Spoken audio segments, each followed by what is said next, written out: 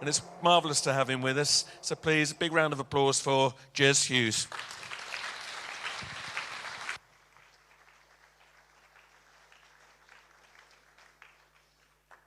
Thank you. Can everyone hear me? Yep, okay, wonderful. So what is a modern shaman? Well, the dress isn't so good. I mean, back in the old days, they used to have better dress. As you can see, it's a bit plain now. But things have changed and things haven't changed. And a bit about me, as Andy kind of alluded to there, I was pretty much mad for about 15 years. And that was my initiation, if you like. I had an experience when I was 14 that blew me wide open into different realities. It was, to say it was overwhelming would be an understatement, I think. I had a convulsive fit preceding that, which my eyes were rolling about. Back of my head, I was convulsing, and then suddenly that calmed down, and then things got really strange. I was kind of opened up to this experience of reality, which was the most profound experience I probably ever had in my life. A profound experience of oneness, a profound experience of ecstasy, love, suddenly like someone had just turned on the lights of reality, and it suddenly become technicolor. It became a place of beauty. I was deep into a trance.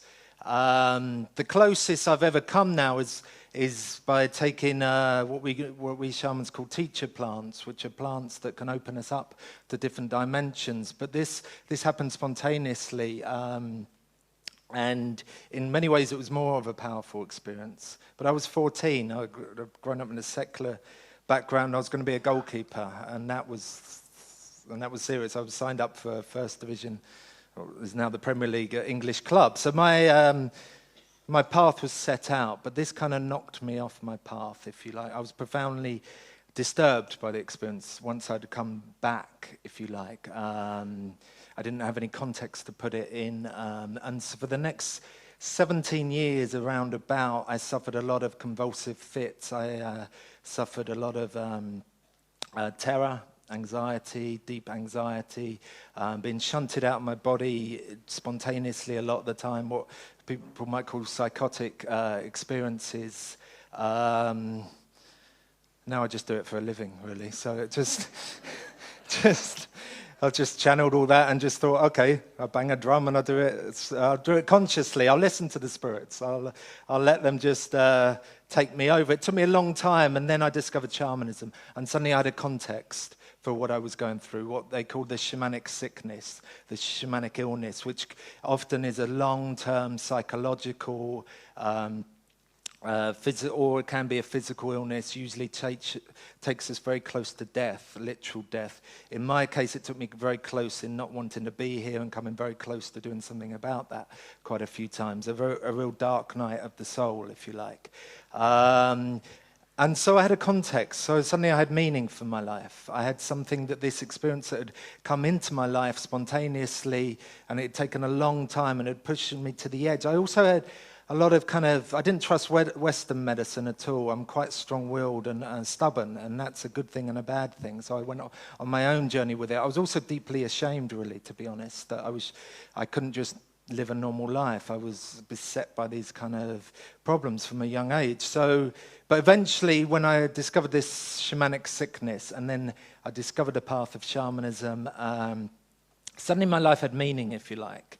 I had a context which to place some of these very strange experiences. So then I went on a path. I started training. I trained in England with a teacher from this land. I also trained in Mexico with a land there. And I learned, and I cured myself basically from these convulsive fits. They went away. I learned, I mean, it was a long, long story, and if you do want to get the book, it's all kind of outlaid in that. But eventually I was in Guatemala, and I'd been going crazy there and jumping borders, been held up by gunpoint. And finally, I realized that these these fits that would come into my life, these experiences when the world would suddenly alter in an instant, and I would be filled with this kind of terror of death, if you like, this primal animal terror of death, that these were gateways. They were doorways for me. And it was one night in Guatemala when I used all my training, because once I'd gone on this, I'd been 2 or 3 years into this shamanic path, and I, as many probably of you know, if you go on a healing journey, what tends to happen is all your kind of issues can get sucked up to the surface, and you re-experience them again in order to fully cleanse and let go. And so this, I'd left the desert of Mexico, and I'd been in a bad way for a couple of months. And then I realized that these experiences, they were gateway. On one night, I used all my experience, all my training, all my tools to consciously go through that gateway. And I retouched that spirit of life that I touched spontaneously at 14. And then it was over. And that was one of the last convulsive fit I had. So then it felt a bit rude just to keep that all for myself. I realized that the spirits, the invisible ones, what I call the invisible ones, had healed me. They'd given me this gift. And so it was my duty to then give back. So I went on a path of healing, and that's what I do full time. I've been doing that full time for about 10 years now, and now I teach it also. And seeing and witnessing literally thousands of people in there, I usually tend to attract people who are going through that intensity and that dark night of the soul, and that could be a physical illness that precipitates that, or it could be a mental illness, it could be emotional disturbances, it could be shocks that come into people's lives, and to witness how shamanism, not just providing a context for these moments, but also can bring deep, deep, deep healing. And I mean, I've seen deep, deep healing beyond what should be reasonable, expected, in terms of physical healing and mental, psycho-spiritual. So that's when my real learning began, if you like. Learning about what makes us sick, and then, conversely, what makes us well, and how those two are intimately related, and how they have this dance, really. What I really feel now when I look at the world and look at what we're going through, that was my initiation. I call that my initiation. That's 17 years of facing the outer extremes of reality, both internally and in ways of external perceptions as well. Going mad, basically. That was my initiation and finding healing. What I really feel now is the world is going through a similar cycle of initiation. We don't have to look too closely to see that things aren't really working in our relationship with the planet. And this can be, you can look at that on a worldwide scale of the way we're treating the forest, the way we're treating the land, the animals that are going extinct. The world is becoming a lesser place. It's becoming pollution on the size that we've never experienced as a human species. And it also on the individual level. The sickness rates are going on a kind of graph like this. Over half the UK population is on full-time medication. Now, even though we've got an aging population, that's still quite a strong, big statistic. A quarter are mentally ill or diagnosed as mentally ill at one point. At any one time, a quarter. I would say the numbers are much higher. And it depends how you define mental illness as well. So there's a sickness taking hold. Now, I'm not that great with statistics, but I'm just going to throw one at you. I read recently, indigenous people are 2% of the world's population. They live on 5% of the world's landmass, and yet that 5% of that landmass accounts for 80% of what's left of our biodiversity. They know how to live in relationship with the earth.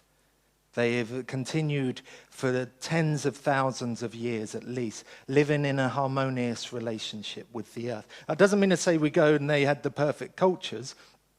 Because if you spend time with indigenous people, you realize not everything is perfect, and we can project a lot of our romanticizing images upon them. But they knew how to live in harmony with the earth.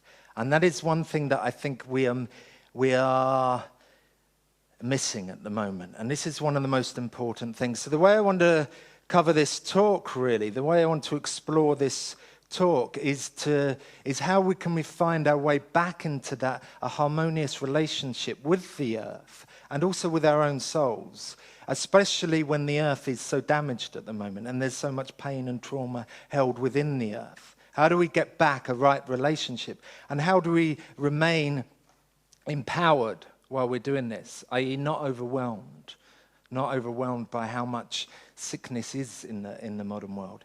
So the way I wish to explore this is to explore or to break down the nature of our souls into three distinct yet interlocking entities. People talk about their soul. Usually they talk about one soul. This is it's quite a modern idea that we have one soul. Most ancient cultures talk of the human containing more than one soul. This is my take on it. This is the way I've been shown. I'm not saying this is any definitive truth or that I'm going to fight for this or anything as the truth and an absolute, but it's just a way of exploring the invisible landscapes that has proved useful. So the first soul I call the body soul. And this is the one that really is the one that's most wounded in the modern world. This is the one that connects us not only with our own bodies, but with the whole earth. So if there's any pain in the earth, if there's trauma that the earth is going through, this will be felt in this soul. And you can see that in our strange relationships with our bodies and also, as I mentioned, how we treat the earth. And indigenous people have great wisdom, so I'll probably spend a lot of time speaking about this soul. In my experience, we come from spirit. We come from the invisible world. We come from a place but we're here for a reason. We come into this body for a reason. So this is about coming in. It's not necessarily about blowing ourselves open to different realities. I've done that, and I've had that done spontaneously to me. And unless we can integrate that medicine, integrate the visions that it gives to us in a way that is practical in our lives to make our lives better and to make the world a better place. We can have all the visions in the world. If it's disconnected from our life here, then it has no power to it. And there was a lot of talk about power early on, and which I will explore also in this talk. So it's about coming in. It's about learning to become human. We come from spirit. We're here to learn to become human. And a lot of different cultures, Aboriginal culture of Australia, for example, which was the ones that first turned me on to the magic of shamanism, traveling across that land, learning about their culture. They believe that a person has to go through 50, 60 initiations often before they are considered human. Now, this may take their whole lives. They may get to the age of about 60 when they finally complete their initiations, and then they're considered humans. And it's time to leave. I mean, it's just like you come into human, and then you learn to leave again. You learn to die consciously. So this is what I'm interested in, and this connection with our body-soul is the one that I find is so wounded in the modern world. We have created a culture of disassociation. Disassociation is everywhere. The minute we plug into the computer or we turn on the TV, we're in an abstract, human-created world. We're out of our bodies. And this is speeding up, this level of disassociation.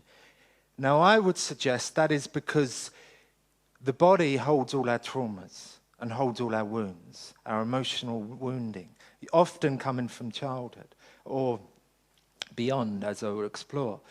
So we're almost, and the cultural neurosis, I would suggest, and the cultural pathology is about this need for evolution, this this constant march towards evolving. And you can see that on the spiritual level when people talk about evolving to different dimensions. You can see it on the scientific level when we're evolving with our technology and all of this. I feel that we need to do the opposite. Because if you go too far in one direction, nature will always counterbalance that. So if we become too immersed in our progress, so to speak, then nature will cut us back. Shamans look at it slightly different, or at least that's the way I see it. They don't see us as human beings at the pinnacle of evolution.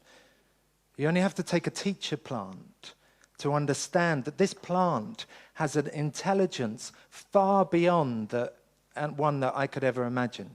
Far, far beyond one that I could imagine. That teacher plant, once I ingest it, will know exactly what I'm hiding, will know exactly who I try to pretend to be, will know exactly who I really am, and will know exactly the medicine I need in order to get me back into harmony with who I am. I've not been to many healers or doctors that can actually do that on such a level. And that's a plant. Now, why is that? Well, the way I see it is that because the plant is our ancestor. It's older than us. And therefore, it's more connected to the source. It's closer to the source. The great mystery, God, spirit, whatever you want to call it, it's much closer. And therefore, it's much closer to the conditions, the perfect conditions that gave birth to life in the first place. Now, human beings have this crazy tendency. If you look at a lot of mythology, we're born out of trickster spirits. Trickster spirits often create human beings. Now, what is a trickster spirit? A trickster spirit is one who's usually fed by his appetites, his sexual desire, likes to lie a lot, likes to get in trouble a lot, but actually, it holds the genius, if you like, of the human mind, that human adaptability. But also it gets us in trouble a lot. It means we start believing our own hype, if you like. Or to bring a football expression, we start talking a good game instead of actually playing a good game. We start talking a good life instead of actually living a good life. So this is one that all indigenous cultures are aware of. And if you look at the creation stories of human beings, we're usually created by accident. And the minute the trickster spirit creates human beings, he regrets it. Because he knows he has to spend the rest of his life looking out for these beings that are often going to trip themselves up because they start getting overinflated. They start believing their own hype, if you like. They become too adaptable and they become too disconnected from nature. And now this is the way of the trickster spirit. The trickster spirit can actually bring us that evolution because it changes things. It changes the cycles of things and it brings in that inspiration, but at the same time it needs delicate handling. So the plants are closer to the source of life. If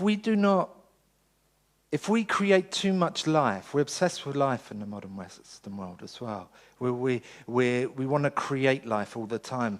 And that means that even our thoughts, our dreams, our imaginations, we'll have a thought, a vision, and then we want to create it in the world. We'll want to manifest it in the world. We'll want to build that building. We want to create that even a beautiful piece of art or something. We're constantly taking from the invisible world and creating it, giving birth to more and more life. We're obsessed with life. We're obsessed with hanging on to life at the same time. Now, if we go too far in that direction, what I believe that nature is just a balancing force. Will have to cut back. And that's what sickness is. That's what initiation is. It just means it cuts you back in order that you go deeper into your roots again when you grew in a way that was harmonious with the world. And that's what I just feel sickness is on a global level and on an individual level. Because often, and that's the other thing, when sickness comes into our lives as individuals, because of this cultural pathology about evolution, we often see sickness as a failure, or sickness as somehow we've got something wrong in life.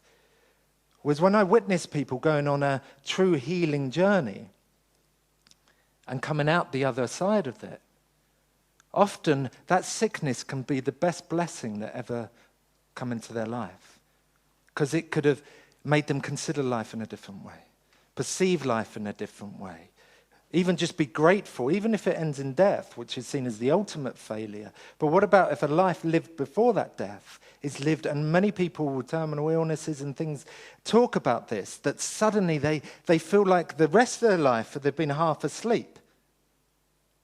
And suddenly they've been awoken into the majesty of the world and how incredibly majestic it is, and how we miss it every single day because we're caught up in our heads. So sickness is this great leveler, if you like. And that, I believe, is the initiation we're going through as a species. So how can we embrace this? How can we get closer into this? Well, the first part is this connection with our body-soul.